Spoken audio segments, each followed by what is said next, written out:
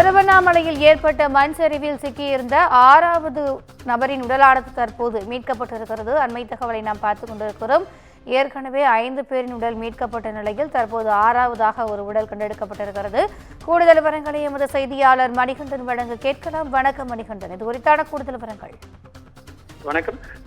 திருவண்ணாமலை மலை மீது ஏற்பட்ட மண் சரிவில் சிக்கிய 7 பேரின் உடல்களில் தற்போது 5 பேர் உடல்கள் மீட்கப்பட்ட நிலையில் தொடர்ந்து 5 மணி நேரத்திற்கு மேலாக மீட்பு பணியில் ஈடுபட்டுள்ள மீட்பு குழுவினர் தற்போது ராஜ்குமார் உடலை அடையாளம் காணப்பட்டுள்ள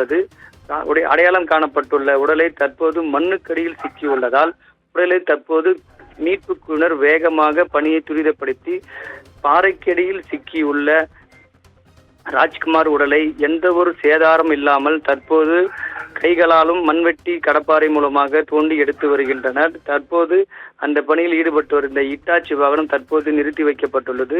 தொடர்ந்து தற்போது முழு உடலானது மண்ணுக்கடியில் புதைந்த நிலையில் கை மற்றும் மார்பு பகுதி மட்டும் காணப்பட்டுள்ளது. அதனால் இட்டாச்சி வாகனத்தை நிறுத்திவிட்டு தற்போது தேசிய பேரிடர் மீட்பு படையினர் மண்வெட்டி மற்றும் கைகளால் அந்த தோண்டி எடுக்கும் பணி தற்போது தீவிரமாக ஈடுபட்டுள்ளனர்.